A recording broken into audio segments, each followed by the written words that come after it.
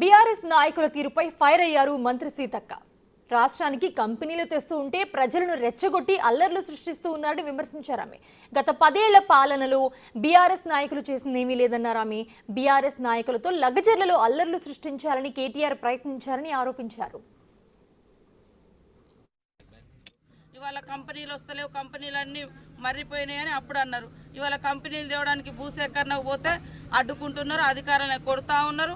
ఈ విషయంలో బదనమైనరని మళ్ళా కొంత రకరకాలుగా వాళ్ళ యొక్క కార్యకర్తలతోటి రకరకాలుగా మరి దుష్ప్రచారం చేయిస్తున్నటువంటి పరిస్థితి కూడా చూస్తూ ఉన్నాం. ఇవాళ బీఆర్ఎస్ ప్రభుత్వంలో వేల ఎకరాలను ప్రజలన్నీ కూడా గుంజుకొని కబ్జా చేశారు.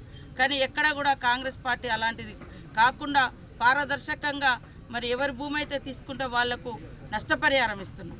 ఇవాళ వేరే చోట్ల తీసుకుంటే కాంగ్రెస్ ప్రభుత్వంలోనే వాస్తవానికి పెద్ద ఎత్తున భూములు పంచారు ఇందిరమ్మ గారు.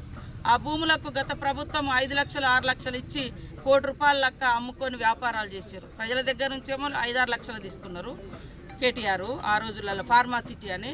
దాన్ని ₹1 కోటి దాకా అమ్ముకునే రకంగా ఆయన ప్లాన్ చేసుకొని ముందుకు నడిచారు. ఈరోజు ప్రజల అభిప్రాయ సేకరణ పోతే కూడా వాళ్ళే కొట్టించి వాళ్ళే చేసి పెద్ద పెద్ద రాళ్లతో చూసినాం కదా. అవన్నీ చేసి ఇంత దుర్మార్గానికి పాల్పడే విధంగా టీఆర్ఎస్ నాయకులను ప్రోత్సహించి ఇవాళ మళ్ళీ వాళ్ళే ఉల్టా రాజకీయం చేయడం అనేది ఎంతవరకు కరెక్టు, సభ్య సమాజం కూడా ఆలోచించాల్సిన అవసరం ఉంది.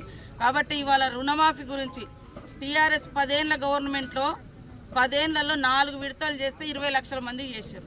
ఇంకా 20 లక్షల మందికి రెన్యువల్ వాళ్ళు చేయలే. కానీ మేము 20 రోజులలో 23 లక్షల మందికి చేసినాం. మిగతాది కూడా ఈ డిసెంబర్లో